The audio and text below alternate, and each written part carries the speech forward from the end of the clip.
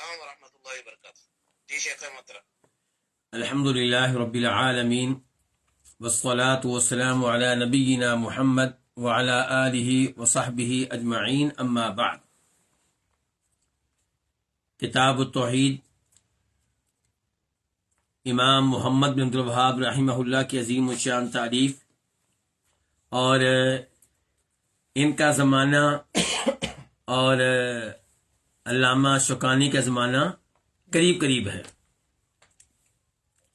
تو آج ہم 31واں باب پڑھیں گے، اور یہ باب ہے باب قول اللہ تعالی انما ذالکم الشیطان یخوف اولیاءہ فلا تخافوہم وخافون ان کنتم مؤمنین. یہ باب جو ہے سورہ آل عمران کی آیت نمبر 175 ہے، 175. کیا معنی ہے اس آیت کا؟ انما ذالکم الشیطان، سوائے اس کے نہیں یہ شیطان ہے، یخوف جو ڈراتا ہے، خوف میں مبتلا کرتا ہے، ڈراتا ہے کن کو؟ تمہیں. اللہ رب العزت مخاطب ہے کن سے؟ اہل ایمان سے. اور اس آیت کی مناسبت کیا ہے؟ غزوہ احد کے بعد جب کہ مشرکین قریش کا لشکر واپس مکہ جا رہا تھا، انہیں یہ احساس ہونے لگا کہ ہم نے اپنا کام پورا نہیں کیا.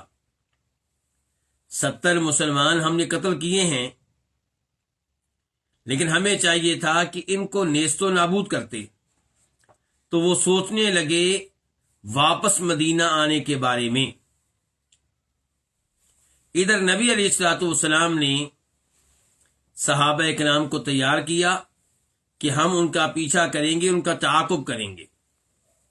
تو اہل ایمان اللہ کے فضل و کرم سے نکلے، اور اللہ رب العزت نے ان کی تعریف کی ہے. الذین قال لهم الناس ان الناس قد جمعوا لكم فاخشوهم فزادهم ایمانا وقالوا حسبنا اللہ ونعم الوکیل. کہ اہل ایمان سے کہا گیا کہ کفار بہت بڑی تعداد میں جمع ہیں، وہ تم پہ حملہ کرنا چاہتے ہیں، ان سے ڈر جاؤ. لیکن اس خبر نے انہیں خوف کی بجائے ایمان میں بڑھا دیا، اور انہوں نے یہ دعا پڑھی حسبنا اللہ ونعم الوکیل، کہ اللہ ہی ہمارے لیے کافی ہے، وہی ہماری مدد کرے گا، اور وہ بہترین کارساز ہے. تو اسی مناسبت میں اللہ تعالیٰ فرماتے ہیں کہ یہ ڈرانے والا کون تھا؟ یہ شیطان تھا. وہ ڈراتا ہے اولیاء، اپنے اولیاء سے، اپنے دوستوں سے. تو یہاں پہ لفظ ولی بولا گیا ہے، اولیاء ولی کی جمع ہے. تو یہاں پہ جن اولیاء کا تذکرہ ہو رہا ہے یہ رحمان کے اولیاء نہیں بلکہ شیطان کے اولیاء ہیں. تو پتہ چلا ولی کچھ ہوتے ہیں اللہ رب العزت کے، اور کچھ ہوتے ہیں شیطان کے ولی. اسی لیے امام ابن تیمیہ رحمہ اللہ نے کتاب لکھی ہے جس کا نام کیا ہے؟ الفرقان بین اولیاء الرحمن و اولیاء الشیطان، کہ کیسے آپ فرق کریں گے رحمان کے ولیوں میں اور شیطان کے ولیوں میں، رحمان کے دوستوں میں اور شیطان کے دوستوں میں. تو اس آیت میں تذکرہ ہے شیطان کے دوستوں کا.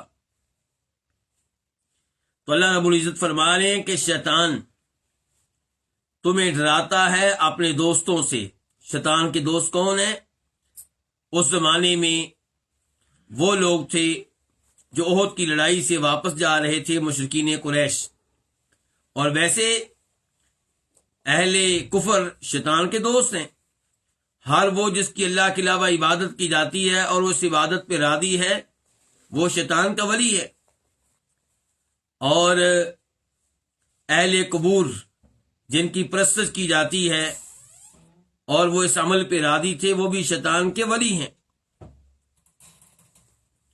تو اللہ تعالیٰ کہتے ہیں فلا تخافوہم، تم نے ان سے نہیں ڈرنا. تو ہمارا آج کا جو باب ہے اس کا تعلق کس سے ہے؟ خوف سے۔ گزشتہ باب کا تعلق کس سے تھا؟ محبت سے۔ اور اس باب کے آغاز میں اس موضوع پہ گفتگو ہوئی تھی کہ یہاں سے امام صاحب گفتگو کرنے لگے ہیں دل کے اعمال پہ، اعمال القلوب پہ، وہ اعمال القلوب جن کا تعلق توحید سے ہے۔ تو وہاں پہ تذکرہ ہوا تھا محبت کا، اور اس باب میں تذکرہ ہو رہا ہے خوف کا۔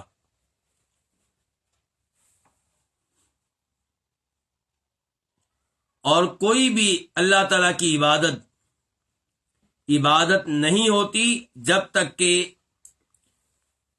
اس میں خوف نہ ہو اللہ رب العزت کا، اس میں محبت نہ ہو اللہ رب العزت کی، اور اس میں امیدیں نہ ہوں اللہ رب العزت سے، اور اس کے ساتھ ساتھ اللہ رب العزت کی تعظیم ہو، اور اللہ رب العزت کے لیے انتہائی عاجزی اور ذلت کا اظہار ہو۔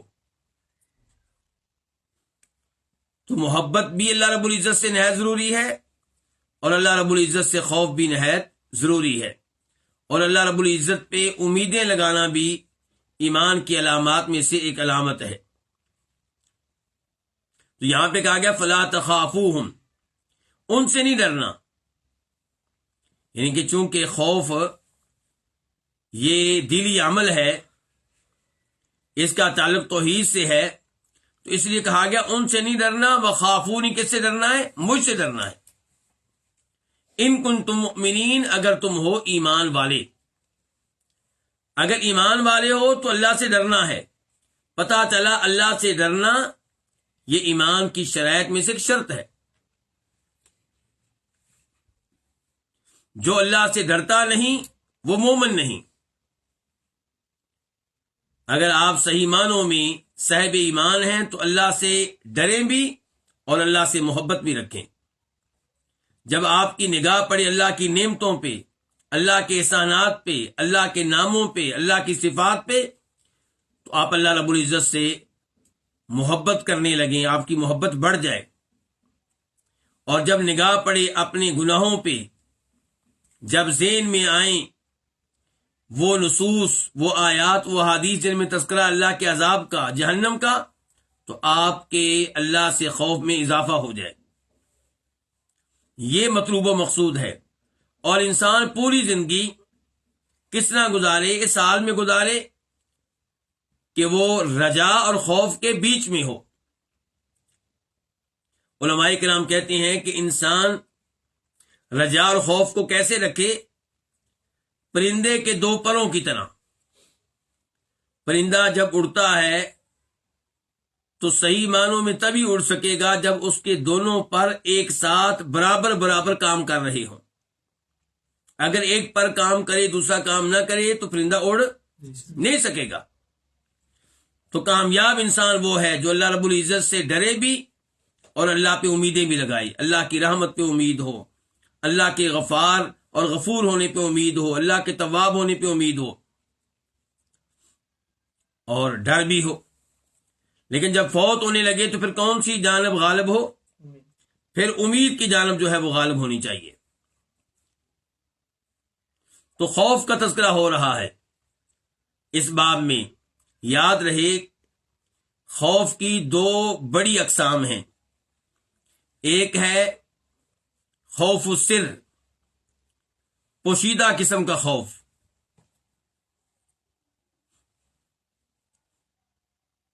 اور پوشیدہ قسم کا خوف وہ ہوتا ہے جس میں تین چیزیں پائی جائیں۔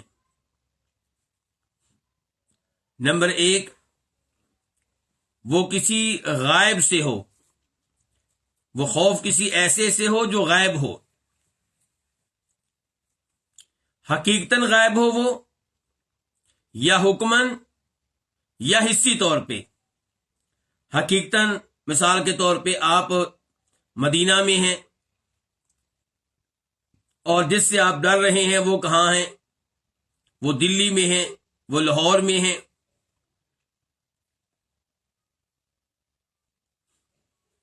اور تو مدینہ میں آپ ڈر رہے ہیں تو وہ آپ سے غائب ہے جس سے آپ ڈر رہے ہیں۔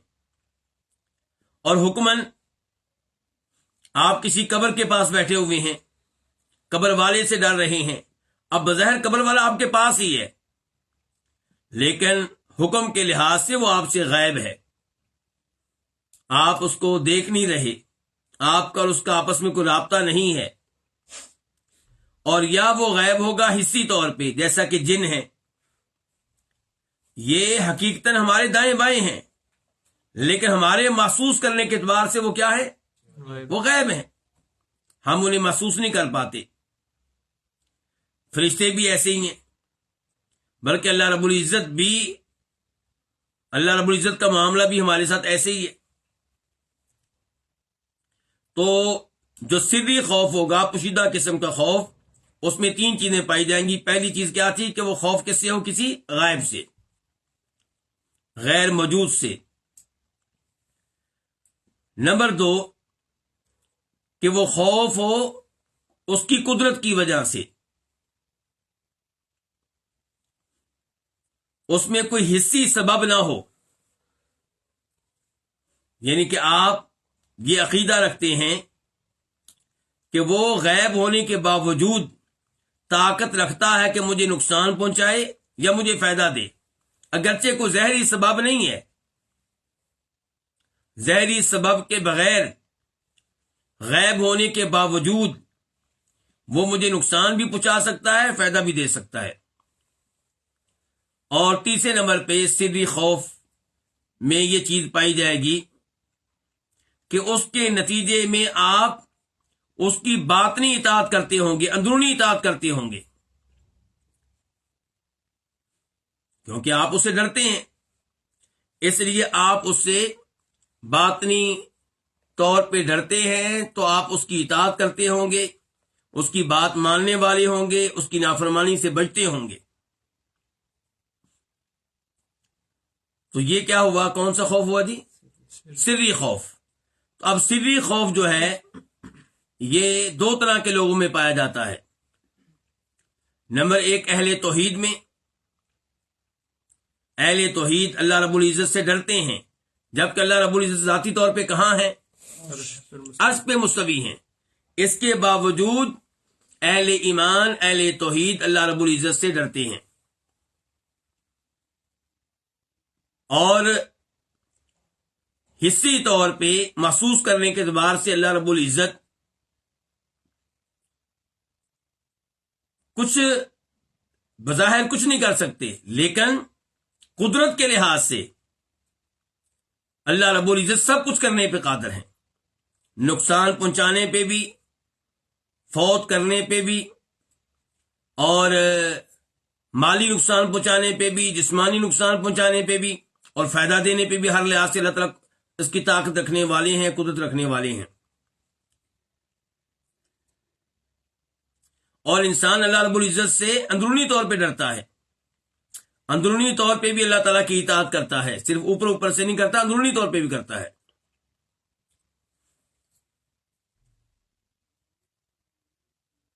تو یہی وہ خوف ہے جس کا تذکرہ اس آیت میں ہوا ہے جو بھی ہم نے پڑھی ہے، وَخَافُونِ إِن كُنتُم مُؤْمِنِينَ، اگر تم ایمان والے ہو تو مجھ سے ڈرو۔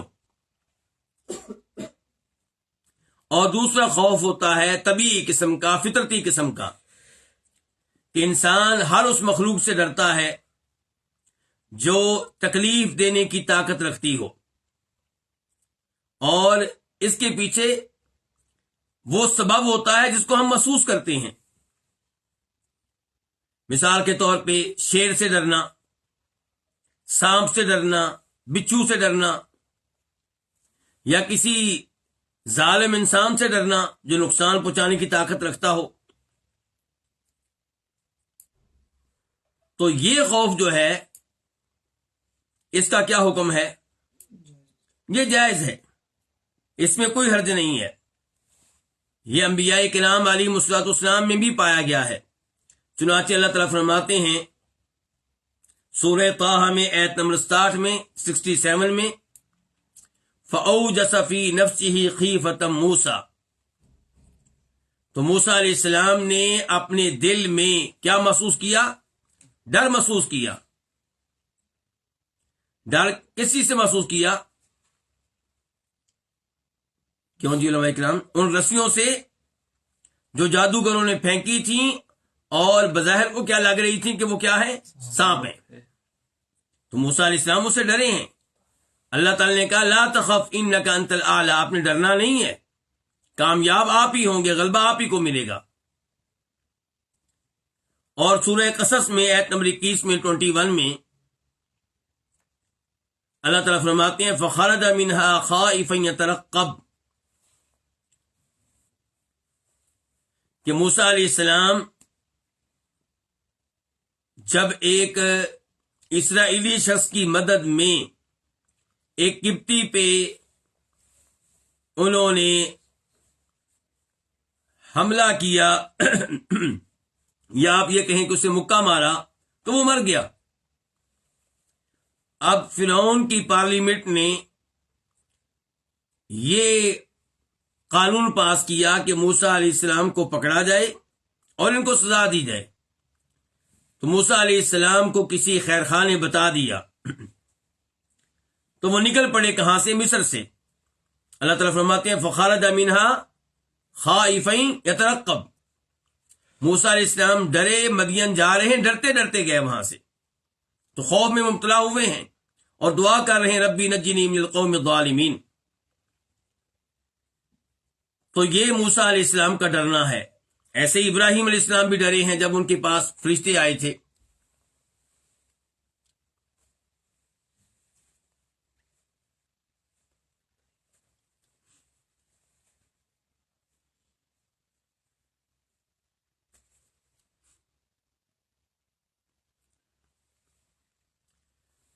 تو موسیٰ علیہ السلام بھی ڈرے ہیں جب ان کے پاس فرشتے آئے، لیکن انسانی شکل میں.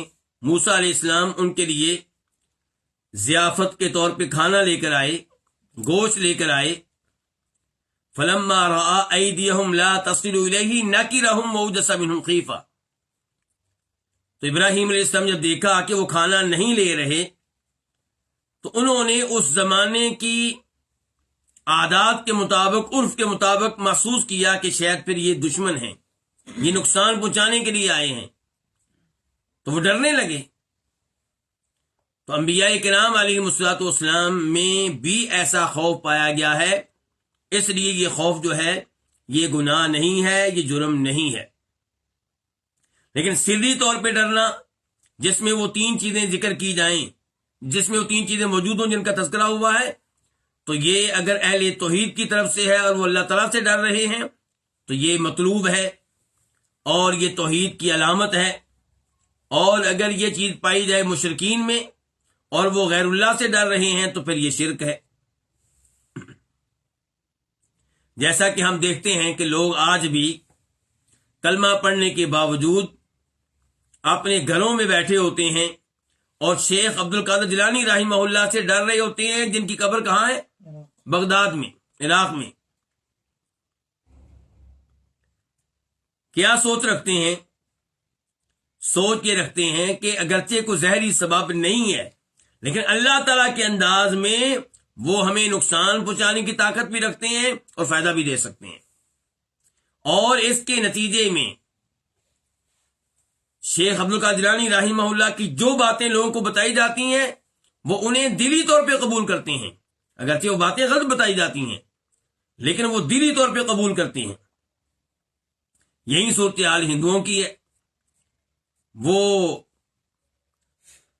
ان سے ڈرتے ہیں جن کو وہ بھگوان کہتے ہیں، جن کو وہ رب مانتے ہیں، اور اپنے گھر کے اندر بیٹھے بیٹھے ڈر رہے ہوتے ہیں.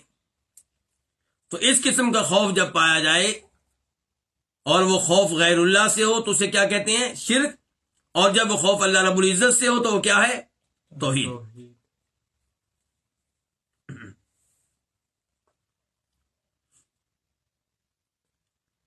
اس کے بعد امام صاحب سورہ توبہ کی آیت نمبر 18 لے کر آئے ہیں، 18. فرماتے ہیں انما یعمر مساجد اللہ من آمن باللہ والیوم الآخر واقام الصلاۃ وآت الزکاۃ ولم یخش الا اللہ فعسى اولئک ان یکونوا من المہتدین. کہ اللہ کی مساجد کو کون آباد کرتے ہیں؟ ویسے تو اللہ کی کئی مساجد کو انہوں نے آباد کیا ہوا ہے جو شرک پہ ہیں، لیکن حقیقتاً اللہ کی مساجد کو آباد کرنے والے کون ہیں؟ فرمایا من آمن باللہ، جو اللہ پہ ایمان لاتے ہیں، والیوم الآخری، اور جو آخرت پہ ایمان لاتے ہیں، واقام الصلاۃ، اور جو نماز قائم کرتے ہیں، وآت الزکاۃ، جو زکوٰۃ ادا کرتے ہیں، ولم یخش الا اللہ، اور جو اللہ کے علاوہ کسی سے نہیں ڈرتے۔ تو یہاں پہ بھی اللہ سے ڈرنے کا تذکرہ ہوا ہے، لیکن ڈرنے کے لیے جو لفظ استعمال ہوا ہے وہ خوف استعمال نہیں ہوا۔ کیا استعمال ہوا ہے؟ خشیہ۔ تو خشیہ اور خوف میں کیا فرق ہے؟ خشیہ یہ بھی ڈر ہے، یہ بھی خوف ہے، لیکن خوف کی اعلیٰ ترین قسم ہے۔ خشیہ یہ خوف وہاں پہ ہوگا جہاں وہ جس سے آپ ڈر رہے ہیں اس کے بارے میں آپ کے پاس علم بھی ہو اور اس کی آپ تعظیم کرنے والے بھی ہوں۔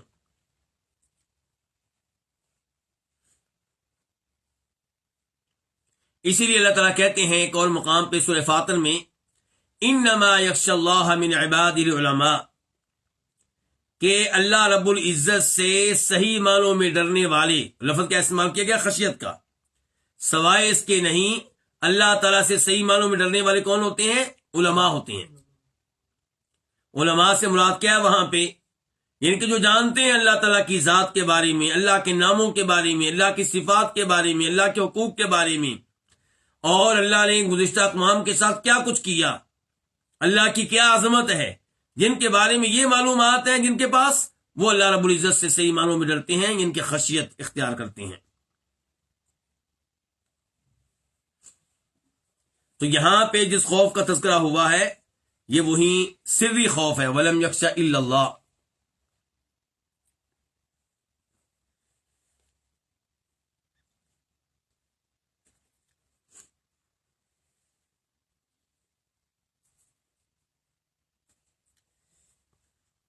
یہ کیمرہ خود بند کیا ہے زکام کی وجہ سے، معذرت۔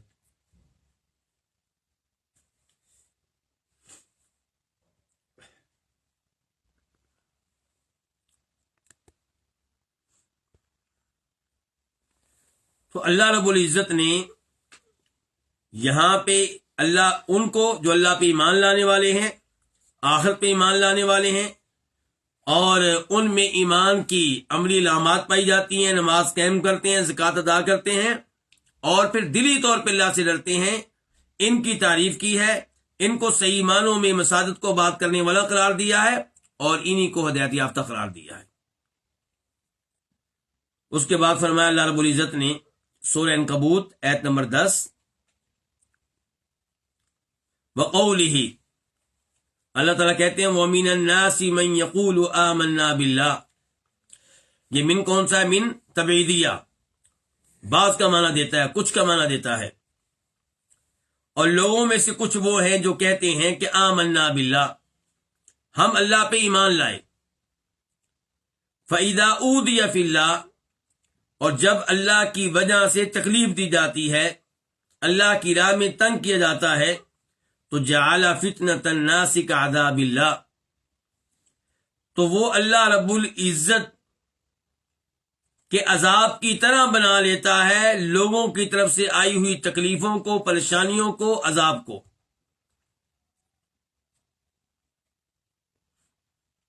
کیا اس آیت میں خوف کا تذکرہ ہے؟ جی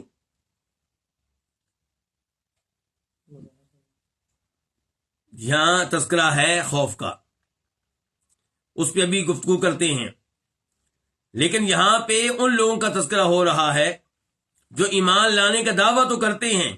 اب جب آپ ایمان لائیں گے تو یہ ممکن نہیں ہے کہ ازمائشیں نہ آئیں۔ آج لوگ جس میٹھے میٹھے اسلام کی تلاش میں ہیں وہ حقیقی اسلام نہیں ہے۔ حقیقی اسلام اور ایمان میں تکلیفیں آتی ہیں، پریشانیاں آتی ہیں، لوگ تنگ کرتے ہیں۔ حقیقی ایمان اسلام کے نتیجے میں آپ خاموشی سے نہیں بیٹھیں گے، آپ دائیں بائیں جو لوگ ہیں ان کو بھی دعوت دیں گے، پھر وہ آپ کے مخالف ہوں گے، آپ کو برا بھلا کہیں گے، آپ کی دعوت کو روکنے کی کوشش کریں گے، مسائل کھڑے ہوں گے۔ جب مسائل کھڑے نہ ہوں، کوئی بھی آپ سے پریشان نہ ہو، کوئی بھی آپ کی وجہ سے ٹینشن میں مبتلا نہ ہو، اس کا مطلب یہ ہے کہ آپ اسلام کا حق ادا نہیں کر رہے۔ تو جب ایمان لائیں گے تکلیفیں دی جائیں گی۔ صحابہ کرام کو مکہ میں پریشان کیا گیا، حالانکہ وہ کسی کو تکلیف دینے والے نہیں تھے، کسی کو پریشان نہیں کرتے تھے، لیکن لوگوں نے ان کو پریشان کیا۔ کس لیے؟ کیونکہ ایمان لائے ہیں۔ وما نقموا منهم الا ان يؤمنوا بالله العزيز الحمید۔ جب بھی انسان صحیح معنوں میں ایمان قبول کرے گا، اس کو تنگ کیا جائے گا، اس کو تکلیفیں دی جائیں گی۔ آج بھی جو لوگ کئی مسلمان ممالک میں مرتے ہیں، کفار ان پہ حملے کرتے ہیں، جرم کیا ہوتا ہے؟ ان کا ایمان۔ آج فلسطین میں، غزہ میں جن عورتوں کو مارا جا رہا ہے، بچوں کو مارا جا رہا ہے، ان کا کیا قصور ہے؟ ایمان کے علاوہ کوئی قصور نہیں ان کا۔ تو کہنے کا مطلب یہ ہے کہ جب صحیح معنوں میں ایمان لائیں گے تو تکلیفیں آئیں گی۔ اللہ تعالیٰ فرماتے ہیں سورہ عنکبوت میں آیت نمبر 2 میں، احسب الناس ان يتركوا ان يقولوا آمنا بالله وهم لا يفتنون۔ لوگ یہ سمجھتے ہیں کہ وہ ایمان لائیں گے، کلمہ پڑھ لیں گے اور بس جنت مل جائے گی، کوئی مسئلہ کھڑا نہیں ہوگا۔ نہیں، مسائل کھڑے ہوں گے۔ ایمان لانے کے نتیجے میں اللہ تعالیٰ امتحان لیتا ہے، آزمائشوں میں مبتلا کرتا ہے۔ تو جب یہ لوگ جن کا تذکرہ اس آیت میں کیا گیا، سورہ عنکبوت آیت نمبر 10 میں، ان پہ آزمائشیں آتی ہیں، تکلیفیں آتی ہیں، تو یہ لوگوں سے ڈرتے ہوئے، لوگوں کی تکلیفوں سے ڈرتے ہوئے، لوگوں کی طرف سے آنے والے مصائب سے ڈرتے ہوئے اللہ کے کئی واجبات کو ترک کر دیتے ہیں اور کئی ایسے امور کا ارتکاب کر بیٹھتے ہیں جن کی وجہ سے اللہ ناراض ہو جاتا ہے۔ تو اللہ کو انہوں نے ناراض کیا، واجبات چھوڑے، کبائر کا ارتکاب کیا، کن کی وجہ سے؟ جی علماء کرام، کن کی وجہ سے؟ جی لوگوں کے ڈر سے، لوگوں کے خوف سے۔ تو یہ ہے کہ وَمِنَ النَّاسِ مَن يَقُولُ آمَنَّا بِاللَّهِ فَإِذَا أُوذِيَ فِي اللَّهِ جَعَلَ فِتْنَةَ النَّاسِ كَعَذَابِ اللَّهِ۔ لوگوں کے ڈر سے کئی واجبات کو چھوڑ دیا۔ مثال کے طور پہ داڑھی رکھنا واجب ہے، نہیں رکھتے، کہ لوگ مذاق اڑاتے ہیں، جی لوگ پریشان کرتے ہیں، جی شلوار ٹخنوں سے نیچے رکھتے ہیں۔ یہ کون سا گناہ جی؟ صغیرہ کہ کبیرہ؟ کبیرہ گناہ ہے۔ کس کی وجہ سے؟ لوگوں کی وجہ سے، لوگ مذاق اڑاتے ہیں، جی۔ تو یہ لوگوں کے خوف سے ایسی حرکات کرنا، اللہ رب العزت نے اسی کی مذمت کی ہے اس آیت میں جو ہم پڑھ رہے ہیں۔ لیکن یہاں پہ شرک نہیں ہے، انہوں نے واجبات ترک کیے ہیں یا کبائر کا ارتکاب کیا ہے۔ اگر خوف یہیں تک ہے تو پھر یہ شرک نہیں ہے، لیکن یہ بھی حرام ہے، گناہ ہے۔ اس کے بعد ایک حدیث لے کر آئے ہیں امام محمد بن عبد الوہاب رحمہ اللہ۔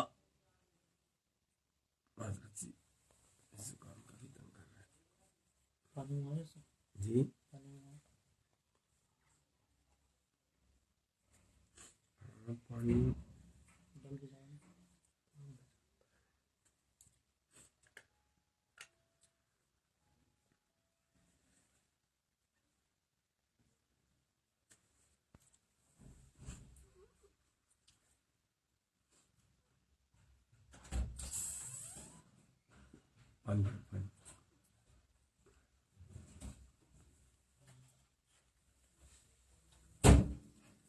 عن ابی سعید مرفوعا، یہ روایت ہے ابو سعید خدری رضی اللہ عنہ سے، اور وہ اس کو بطور مرفوع نبی علیہ الصلوۃ والسلام سے روایت کرتے ہیں۔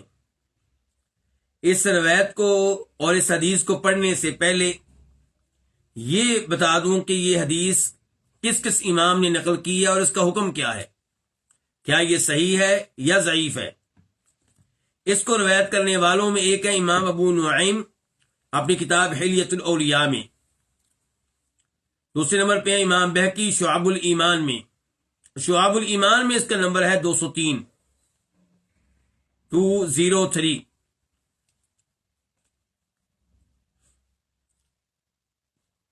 اس روایت کا کیا حکم ہے؟ شیخ البانی رحمہ اللہ اس کو لے کر آئے ہیں اپنی مشہور و معروف کتاب سلسلۃ الاحادیث الضعیفہ میں، 1482 نمبر ہے 1482، اور انہوں نے اس کو موضوع یعنی کہ من گھڑت قرار دیا ہے، خود ساختہ روایت قرار دیا ہے۔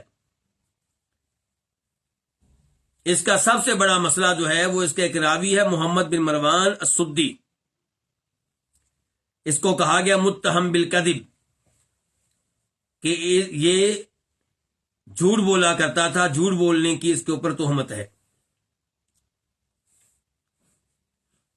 تو یہ روایت قابل اعتماد نہیں ہے، ضعیف ہے۔ اس کے علاوہ بھی اس کی کئی سندیں ہیں لیکن کوئی بھی سند ثابت نہیں ہے۔ لیکن علماء کرام یہ کہتے ہیں کہ اس حدیث میں آنے والے الفاظ کا معنی مفہوم ٹھیک ہے۔ کیسے پتہ چل گیا جی آپ کو ٹھیک ہے؟ دیگر قرآن کریم کی آیات کی وجہ سے، دیگر احادیث کی وجہ سے پتہ چلتا ہے کہ جو کچھ اس روایت میں کہا گیا ہے وہ انشاءاللہ ٹھیک ہے، واللہ تعالی اعلم۔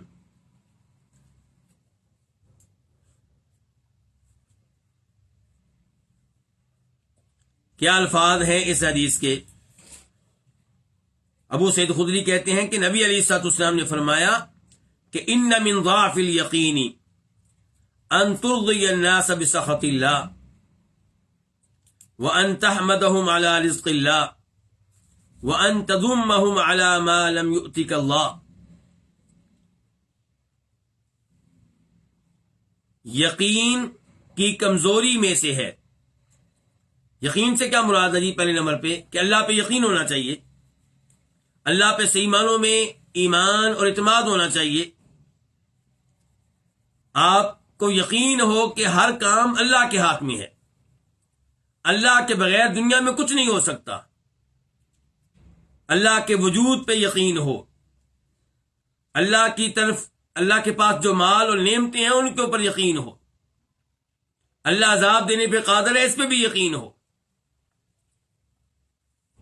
لیکن بسا اوقات کی یقین کمزور ہو جاتا ہے، اور اس سے یہ بھی پتا چلا کہ انسان کا جو یقین ہے وہ کبھی مضبوط ہوتا ہے، کبھی کیا ہوتا ہے؟ کمزور ہوتا ہے۔ تو یہیں سے پتا چلا کہ ایمان کبھی بڑھتا ہے اور کبھی کم ہوتا ہے، اور ہمارا یہ عقیدہ ہے کہ ایمان کبھی بڑھتا ہے کبھی کم ہوتا ہے، اور اس کے بہت سے دلائل ہیں، بہت سی آیات ہیں، بہت سی احادیث ہیں۔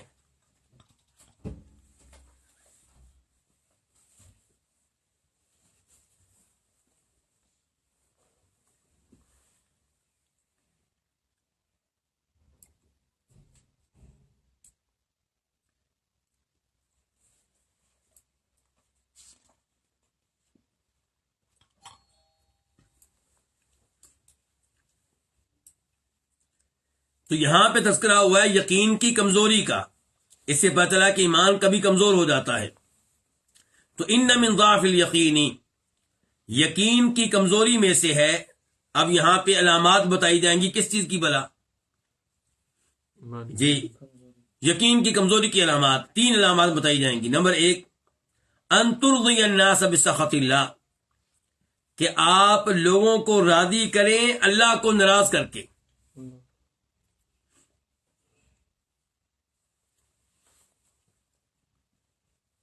چنانچہ آپ لوگوں کی خاطر، لوگوں سے ڈرتے ہوئے یا لوگوں کو خوش کرنے کے لیے کیا کر رہے ہیں؟ کسی کبیرہ گناہ کا ارتکاب کر رہے ہیں، کسی واجب کو ترک کر رہے ہیں۔ تو یہ کیا ہے؟ یہ یقین کی کمزوری ہے۔ اگر آپ کو اللہ پہ صحیح معنوں میں یقین ہوتا تو آپ لوگوں کی پرواہ نہ کرتے، اللہ تعالیٰ کو راضی کرتے۔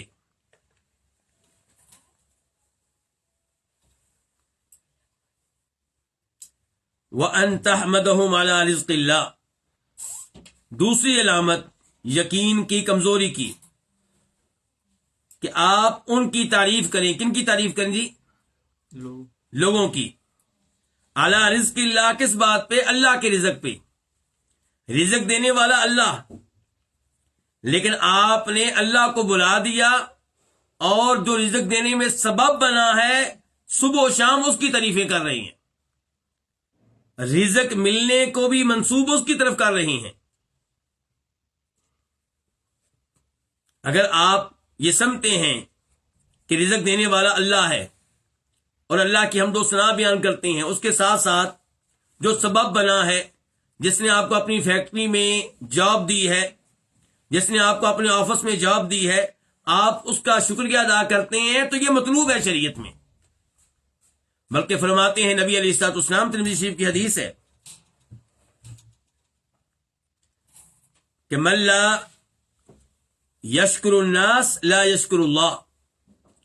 جو لوگوں کا شکریہ ادا نہیں کرتا، ان نعمتوں پہ جو لوگوں کے ذریعے سے ملی ہیں، ان نعمتوں پہ لوگوں کا شکریہ ادا نہیں کرتا، وہ اللہ کا شکر گزار نہیں بن سکتا. ترمذی کی حدیث ہے، نمبر ہے 1954 1954. تو شریعت چاہتی ہے کہ جو نعمت ملنے میں سبب بنا ہے آپ اس کا شکریہ ادا کریں. لیکن اصل کون ہے؟ اللہ رب العزت. اس کو سبب کس نے بنایا؟ اللہ رب العزت نے. تو آپ پہلے اللہ کی حمد و ثنا بیان کریں، اس نعمت کی نسبت اللہ کی طرف کریں. آپ کو یقین ہو کہ بیٹا جو مجھے ملا ہے، بیٹا بھی ایک رزق ہے، بیٹا جو مجھے ملا ہے وہ اللہ نے دیا ہے. سبب کون بنا ہے؟ جی فلاں ڈاکٹر صاحب نے ہمارا علاج کیا تھا، فلاں حکیم صاحب نے ہمارا علاج کیا تھا. لیکن آپ بچے کی نسبت اللہ کی طرف بالکل نہیں کرتے اور مکمل طور پہ اس کی نسبت کر رہے ہیں کس کی طرف؟ ڈاکٹر صاحب کی طرف، حکیم صاحب کی طرف. اور ان سے بھی کیا گزرا وہ ہے جو اس نعمت کی نسبت کر دے کسی قبر والے کی طرف. وہ تو شرک میں مبتلا ہو گیا. تو یقین کی کمزوری میں سے ہے کہ آپ لوگوں کو راضی کریں اللہ کو ناراض کر کے، اور لوگوں کی تعریفیں کریں اعلی رزق اللہ، اللہ کے رزق پہ. اللہ نعمتیں دے رہا ہے، تعریفیں آپ صرف لوگوں کی کر رہے ہیں.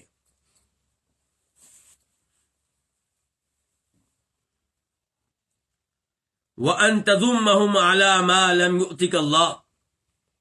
اور تیسری علامت کس چیز کی علامت جی؟ یقین کی کمزوری کی علامت، کہ آپ لوگوں کی مذمت کریں، انہیں برا بھلا کہیں ان چیزوں پہ جو آپ کو اللہ نے نہیں دی. یعنی کہ آپ کو جاب نہیں ملی، آپ کے اس کی جاب نہ ملنے پہ کسی کی بے عزتی کر رہے ہیں کہ اس نے مجھے جاب نہیں لینے دی، اس نے مجھے انٹرویو میں پاس نہیں کیا، اس نے مجھے نہیں رکھا. جبکہ یقین کا تقاضا ہے کہ آپ سمجھیں کہ اللہ نے نہیں چاہا. اس بندے کی کیا حیثیت ہے؟ اگر اللہ تعالیٰ مجھے یہ جاب دینا چاہتا تو بندے کی کوئی حیثیت نہیں تھی. بندے کا دل تو اللہ کے ہاتھ میں ہے، تو اصل تو اللہ ہے. اللہ نے شاید یہاں میرے لیے خیر نہیں رکھی تھی. اللہ کسی حکمت کی وجہ سے نہیں چاہتے تھے کہ مجھے یہ رزق ملے، یہ جاب ملے، یہ نوکری ملے، یہ عہدہ ملے، یہ منصب ملے. اس پہ آپ لوگوں کی مذمت کیوں کر رہے ہیں؟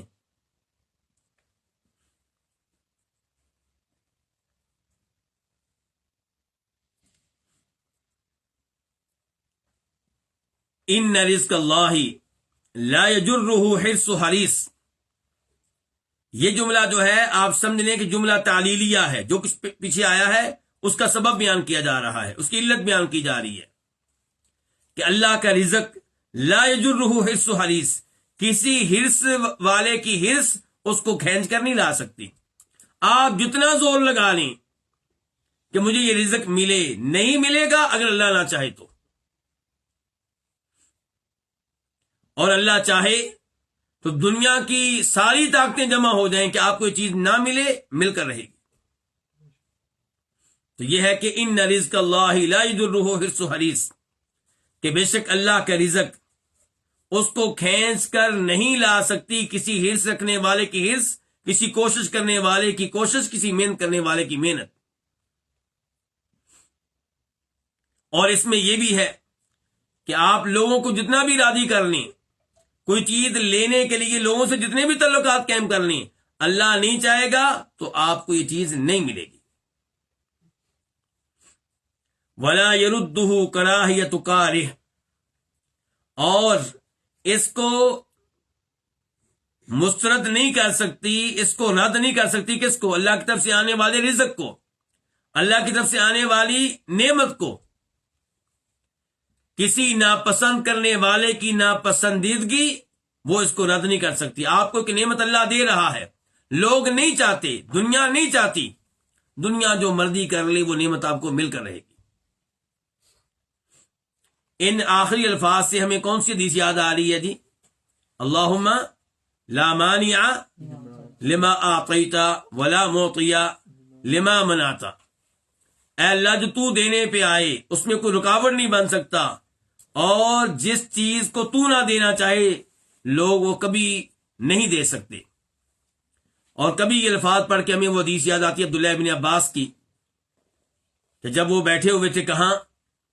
نبی علیہ الصلوۃ والسلام کے پیچھے، اور وہاں پہ آپ نے ان کو عقیدہ سکھایا تھا، اور اس کے آخری الفاظ بھی یہ تھے کہ عبداللہ یہ بات جان لو کہ اگر ساری دنیا اس بات پہ اتفاق کر لے کہ تمہیں کوئی نقصان پہنچانا ہے، نہیں پہنچا سکیں گے سوائے اس نقصان کے جو تقدیر میں لکھا ہوا ہے، اور ساری دنیا اس بات پہ اتفاق کر لے کہ تمہیں کوئی فائدہ دینا ہے، نہیں دے سکیں گے سوائے اس فائدے کے جو تقدیر میں لکھا ہوا ہے۔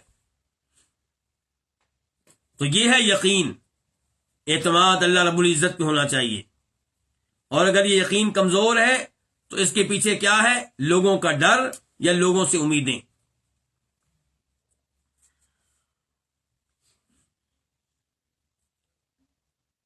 پھر آج کے اس باب کی آخری حدیث، وعن عائشہ رضی اللہ عنہا، روایت ہے سیدہ عائشہ رضی اللہ عنہا سے، ان رسول اللہ صلی اللہ علیہ وسلم قال، کہ بے شک رسول اللہ صلی اللہ علیہ وسلم نے فرمایا، من التمس رضا اللہ بسخط الناس رضی اللہ عنہ وارضى عنہ الناس۔ حدیث کا ترجمہ کرنے سے پہلے، مفہوم بیان کرنے سے پہلے یہ بتا دوں کہ امام صاحب نے حدیث کے آخر میں کیا کہا ہے، اس کو کس نے بیان کیا ہے اس حدیث کو؟ رواہ ابن حبان فی صحیحہ، اس کو امام ابن حبان اپنی صحیح میں لے کر آئے ہیں، اور وہاں پہ اس کا نمبر کیا ہے؟ 276، 276۔ میں یہ بتانا چاہتا ہوں کہ اس حدیث کو امام ترمذی بھی لے کر آئے ہیں، اور وہاں پہ نمبر ہے 2414، 2414۔ اور اہم بات یہ ہے کہ وہاں پہ تذکرہ آیا ہے اس بات کا کہ یہ حدیث سیدہ عائشہ نے تب بیان کی تھی جب انہیں لیٹر ملا تھا، کس کا؟ یاد آپ میں سے کسی کو؟ امیر معاویہ رضی اللہ عنہ کا، جی ہاں، کہ کتب معاویہ الی عائشہ ام المؤمنین، امیر المؤمنین معاویہ نے سیدہ عائشہ کو لیٹر لکھا۔ کیا لیٹر لکھا؟ اکتبی الی کتابا توصینی فیہ ولا تکثری علیہ، کہ سیدہ آپ سے گزارش یہ ہے کہ مجھے کوئی لیٹر لکھیں جس میں آپ مجھے وصیت کریں، مجھے سمجھائیں، مجھے نصیحت کریں، لیکن جامع قسم کی نصیحت ہو، بہت لمبی چوڑی نہ ہو، مختصر ہو لیکن مفید ہو۔ فکتبت عائشہ الی معاویہ، تو سیدہ عائشہ نے امیر المؤمنین جناب معاویہ کو لکھا سلام علیکہ، یعنی کہ سلام لکھا پہلے، پھر کہا اما بعد، کہ اس کے بعد فإنی سمعت رسول اللہ صلی اللہ علیہ وسلم یقول، کہ میں نے اللہ کے رسول علیہ السلام سے یہ سنا ہے، اور پھر یہ والی حدیث جو ابھی ہم پڑھ رہے ہیں وہ لکھی، تقریباً الفاظ ایک جیسے ہیں تقریباً۔ تو کیا یہ حدیث جی کہ من التمس رضا اللہ بسخط الناس، جو اللہ کی رضا تلاش کرے، اللہ کی خوشنودی تلاش کرے، اللہ کی خوشنودی ڈھونڈے، یعنی کہ وہ کام کرے جن پہ اللہ راضی ہوتا ہے۔ میرے ساتھ ہی ہیں نا آپ لوگ؟ یعنی کہ وہ کام، ان کاموں کو کرنے کی کوشش کرے جن کو کرنے سے اللہ راضی ہوگا. تو جو اللہ کی رضا ڈھونڈے، تلاش کرے، بسخط الناس، لوگوں کو ناراض کر کے، رضی اللہ عنہ، اللہ اس پہ راضی ہو جائے گا. وَأَرْضَ عَنْهُ النَّاسِ، اور اللہ اس سے لوگوں کو بھی راضی کر دے گا. کیونکہ لوگوں کے دل کس کے ہاتھ میں ہیں؟ اللہ رب العزت کے ہاتھ میں ہے. تو کیا پیغام ملا؟ لوگوں سے نہ ڈریں، یہی ہمارا باب ہے. پیغام یہ ملا کہ لوگوں سے نہ ڈریں، وہ کام کریں جس کام کے کرنے سے اللہ راضی ہوتا ہے. یہ پیغام مل رہا ہے. لوگوں کی پرواہ نہ کریں. جی داڑھی رکھنی ہے، بالکل رکھیں. لوگ ناراض ہوتے ہیں، ہو جائیں. دعوت دی گئی آپ کو کسی ایسی مجلس میں شریک ہونے کی جہاں پہ شراب ہوگی، نہیں جانا. لوگ ناراض ہوتے ہیں، ہو جائیں، کوئی پرواہ نہیں. دعوت دی گئی آپ کو کسی ایسی شادی میں شریک ہونے کی جہاں پہ کیا ہوگا؟ میوزک ہوگا، بے پردگی ہوگی، عورتیں اور مرد مکس ہوں گے. جائیں گے؟ نہیں جائیں گے. یا پھر جائیں گے تو وہاں جا کے ان کو دعوت دیں گے، سمجھائیں گے، اس غلط کام سے روکیں گے. جی لوگ ناراض ہو جائیں گے کہ آپ نے ہماری تقریب خراب کر دی، ہو جائیں، کوئی بات نہیں، کوئی پرواہ نہیں. تو یہ ہے کہ، اور یہی کام کیا تھا کس نے؟ ہمارے نبی علیہ الصلوۃ والسلام نے. اگر آپ یہ دیکھتے کہ میری دعوت کی وجہ سے، توحید کی دعوت کی وجہ سے لوگ ناراض ہو رہے ہیں، لوگ میرے مخالف ہو رہے ہیں. پہلے سب لوگ میری عزت کرتے تھے، میرے اخلاق کے، میرے کردار کے قائل تھے. اب کوئی مجھے جادوگر کہہ رہا ہے، کوئی مجھے شاعر کہہ رہا ہے، کوئی مینٹل دیوانہ کہہ رہا ہے. اگر آپ یہ چیزیں دیکھتے تو پھر آپ توحید کی دعوت نہ دے پاتے. آپ نے توحید کی دعوت دی ہے، صبح و شام دی ہے، ہر جگہ دی، ہر ایک کو دی ہے. مذاق اڑانے والوں نے مذاق اڑایا، آپ نے کوئی پرواہ نہیں کی، ڈرے نہیں ان سے. تو یہ ہے کہ جو اللہ کی رضا تلاش کرے لوگوں کو ناراض کر کے، اللہ خود اس پہ راضی ہوگا، لوگوں کو بھی اس پہ راضی کر دے گا. وَمَنِ الْتَمَسَ رِضَى النَّاسِ بِسَخَطِ اللَّهِ، اور جو طلب کرے لوگوں کی خوشنودی اللہ کو ناراض کر کے، جی بچے راضی ہو جائیں. کتنے ہی لوگ ہیں جب ہم انہیں برائی سے روکتے ہیں کہ آپ نے گھر میں کیا یہ کام کیا ہوا ہے، جی بس بچوں کا مطالبہ ہے، جی کیا کریں، جی بچے مجبور ہو گئے، جی بیگم صاحبہ کا مطالبہ ہے، جی فلاں کا یہ مطالبہ ہے. جی یعنی کہ آپ نے اللہ کو کوئی اہمیت نہیں دی. اہمیت کس کی آپ کی نگاہوں میں؟ بچوں کی. اہمیت کس کی؟ بیگم کی. اہمیت کس کی؟ دوستوں کی. اہمیت کن کی؟ رشتہ داروں کی. بہت سے لوگ ہیں جو جانتے ہیں کہ تیجا، ساتواں، 40واں، برسی، عرس، یہ سب بدعات ہیں، لیکن پھر بھی کریں گے. کیوں؟ لوگ ناراض ہو جائیں گے. جی لوگ مذاق اڑائیں گے. جی لوگ باتیں کریں گے. جی لوگوں کی باتوں کی وجہ سے رب کو ناراض کر دیتے ہیں. یہ رب کی اہمیت آپ کی نگاہوں میں، ان کے رب آپ کی نگاہوں میں سب سے پیچھے، جس کے آپ لمحہ بلمحہ محتاج ہیں، قدم بقدم اس کے محتاج ہیں. تو جو لوگوں کی رضا ڈھونڈے اللہ کو ناراض کر کے، سخط اللہ علیہ، اللہ خود اس پہ ناراض ہو جاتا ہے. وَأَسْخَطَ عَلَيْهِ النَّاسِ، اور اللہ اس پہ لوگوں کو بھی ناراض کر دیتا ہے.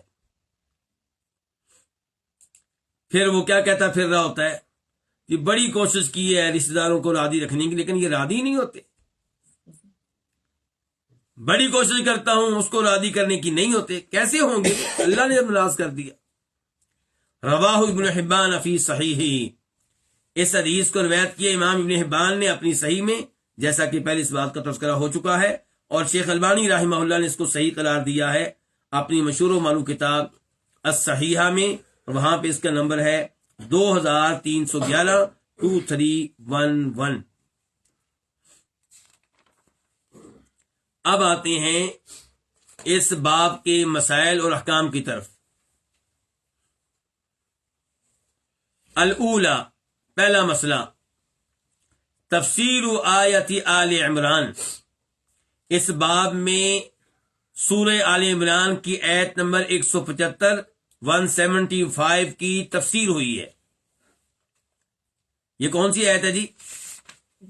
انما ذالکم الشیطان یخوف اولیاء. اور وہاں سے ہمیں پتا چلا کہ اللہ سے ڈرنا یہ ایمان کا حصہ ہے، ایمان کے لیے شرط ہے. اور یہ بھی پتا چلا کہ کوئی خوف وہ ہوتا ہے جو مطلوب ہے شریعت میں، وخافونی، اللہ سے ڈرنا یہ مطلوب ہے، اور کوئی خوف وہ ہوتا ہے جس سے منع کیا گیا، فلا تخافوہم، شیطان کے ولیوں سے، شیطان کے دوستوں سے نہیں ڈرنا۔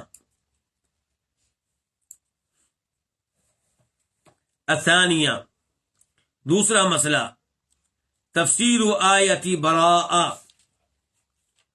براء، سورہ براء کون سی؟ سورہ توبہ۔ تو سورہ توبہ کی آیت نمبر 18 کی تفسیر ہمیں معلوم ہوئی۔ یہ کون سی آیت ہے جس میں تذکرہ آیا ہے کہ اللہ کی مساجد کو صحیح معنوں میں آباد کرنے والے وہ ہوتے ہیں جو خود اللہ پہ ایمان رکھتے ہوں، آخرت پہ ایمان رکھتے ہوں، نماز قائم کرنے والے ہوں، زکوٰۃ ادا کرنے والے ہوں، اور اللہ کے علاوہ کسی سے نہ ڈرتے ہوں۔ اور تذکرہ کس خوف کا ہے؟ سری خوف کا تذکرہ ہے۔ اور یہ جو خشیت ہے یہ خوف کی اعلیٰ ترین قسم ہے، جس کے پیچھے علم ہوتا ہے، تعظیم ہوتی ہے اللہ رب العزت کی۔ یعنی کہ بسا اوقات انسان اس سے ڈرتا ہے جس کی وہ عزت نہیں کرتا۔ محلے کا جو بدماش ہے آپ اس سے ڈرتے ہیں، لیکن کیا دل میں اس کی عظمت ہے؟ نہیں۔ ایسے ہی کوئی ظالم حکمران ہے، آپ اس سے نفرت کرتے ہیں لیکن ڈرتے ہیں۔ اور کئی دفعہ آپ اس سے ڈرتے ہیں جس کے بارے میں آپ کو خاص معلومات میں نہیں ہوتی، لیکن خشیت یہ ہے کہ آپ ڈرتے ہیں اللہ رب العزت سے، اللہ کے بارے میں معلومات کی بنیاد پہ اور اللہ کی تعظیم کی بنیاد پہ۔ الثالثہ، تیسرا مسئلہ، تفسیر آیت العنکبوت، سورہ عنکبوت کی آیت نمبر 10 کی تفسیر۔ اور یہ کون سی آیت ہے؟ جس میں بتایا گیا ہے کہ کئی لوگ اللہ پہ ایمان لاتے ہیں، کلمہ پڑھتے ہیں، لیکن جب اللہ کی وجہ سے تکلیفیں آتی ہیں، آزمائشیں آتی ہیں، فتنوں میں مبتلا ہوتے ہیں، تو پھر وہ شریعت کی کئی چیزیں چھوڑ دیتے ہیں، گویا کہ یہ تکلیفیں دینے والے اللہ رب العزت کے برابر ہوں۔ تو لوگوں کی تکلیفوں کو اللہ کے عذاب کی طرح نہیں سمجھنا چاہیے، لوگوں کی تکلیفوں کو برداشت کر لیں اللہ کے عذاب سے بچنے کے لیے۔ الرابعہ، چوتھا مسئلہ، ان الیقین یضعف و یقوی، کہ یقین کبھی کمزور ہوتا ہے کبھی مضبوط ہوتا ہے۔ تو اس میں کیا پیغام دیا مجھے اور آپ کو؟ کہ آپ ان اسباب کو اختیار کریں جن کی وجہ سے یقین مضبوط ہوتا ہے۔ مثال کے طور پہ اللہ کی عظیم مخلوقات پہ غور و فکر کریں، آسمان و زمین کی پیدائش اور تخلیق پہ غور و فکر کریں، دن اور رات کے آنے جانے پہ غور و فکر کریں، اللہ نے پہلی اقوام کے ساتھ کیا حشر کیا اس پہ غور و فکر کریں، اللہ نے جو آپ کو نعمتیں دے رکھی ہیں ان پہ غور و فکر کریں۔ تو ایسی چیزوں پہ غور و فکر کریں جن پہ غور و فکر کرنے سے آپ کا ایمان بڑھے، آپ کا یقین اللہ رب العزت پہ بڑھے۔ الخامسہ، علامت ضعفہ، اس کے کمزور ہونے کی علامت۔ کس کے کمزور ہونے کی؟ یقین کے، ایمان کے کمزور ہونے کی علامت۔ تو اس کی علامات ہوتی ہیں ومن ذالک، اور ان علامات میں سے ہادی ثلاث، یہ تین ہیں جن کا تذکرہ ہوا ہے۔ یہ تین کون سی ہیں جی؟ کہ اگر آپ لوگوں کو راضی کرنے میں اس حد تک آگے چلے جاتے ہیں کہ آپ اللہ کی ناراضگی کی پرواہ نہیں کرتے، تو اس کا مطلب ہے کہ آپ کا اللہ پہ ایمان اور یقین کمزور ہے۔ اور اگر آپ اللہ کی طرف سے ملنے والے رزق پہ اللہ کی بجائے لوگوں کی تعریفیں کرتے رہتے ہیں، ان کو اصل سمجھ لیتے ہیں، تو اس کا مطلب یہ ہے کہ آپ کا ایمان کمزور ہے۔ اور اگر آپ ان چیزوں پہ جو آپ کو مل نہیں سکیں، ان چیزوں پہ لوگوں کی مذمت کرتے رہتے ہیں، انہیں برا بھلا کہتے رہتے ہیں، تو اس کا مطلب یہ ہے کہ آپ کا یقین اور ایمان کمزور ہے۔ یعنی کہ آپ ایک چیز کو حاصل کرنے کی کوشش کریں، پورا زور لگائیں، اگر وہ جائز ہے تو، نہیں ملی کہیں جی تقدیر میں نہیں لکھا ہوا تھا، بات ختم۔ السادسہ، چھٹا مسئلہ، ان اخلاص الخوف للہ من الفرائض، کہ اللہ سے ڈر کو خالص کر دینا، یعنی کہ صرف اللہ سے ڈرنا، من الفرائض، یہ واجبات میں سے ہے، فرائض میں سے ہے، کہ فلا تخافوہم وخافونی، آپ غیر اللہ سے نہ ڈریں، کس سے ڈریں؟ صرف اللہ رب العزت سے ڈریں۔ اللہ یہ کہ خوف وہ ہو جس کو کیا کہتے ہیں؟ طبی خوف، فطرتی خوف، سانپ سے ڈرنا، بچھو سے ڈرنا، کسی ظالم سے ڈرنا، تو وہ کوئی جرم نہیں ہے، اس میں کوئی مسئلہ نہیں ہے۔ السابعہ ذکر ثواب من فعلہ، اس کے ثواب کا تذکرہ جو یہ کرے، کیا کرے کہ صرف اللہ سے ڈرے۔ کیا ثواب ہے جی اس کا؟ کہ اللہ خود بھی اس پہ راضی ہو جائے گا اور لوگوں کو بھی راضی کر دے گا، اور اللہ کا راضی ہو جانا یہ چھوٹی نعمت ہے کہ بڑی نعمت ہے؟ وَرِضْوَانٌ مِّنَ اللَّهِ، جنت مل جانے سے بھی بڑی نعمت یہ ہے کہ اللہ آپ پہ راضی ہو جائے۔ تو یہ عظیم نعمت آپ کو ملے گی اگر آپ صرف اللہ رب العزت سے ڈرنے والے ہیں۔ الثامنہ ذکر عقاب من ترک، اس کی سزا کا تذکرہ جو اس کو ترک کر دے۔ کس کو ترک کر دے؟ صرف اللہ سے ڈرنے کے عمل کو ترک کر دے۔ مطلوب یہ ہے کہ صرف اللہ سے ڈریں، اور اگر آپ لوگوں سے ڈرتے ہیں اور لوگوں سے ڈرنے میں اس حد تک آگے چلے جاتے ہیں کہ اللہ کے ڈرنے کی پرواہ نہیں کرتے، تو اللہ آپ پہ ناراض ہو جائے گا، اور اللہ ناراض ہو گیا تو پھر آپ کو تباہی اور بربادی سے کوئی بھی چیز بچا نہیں سکتی۔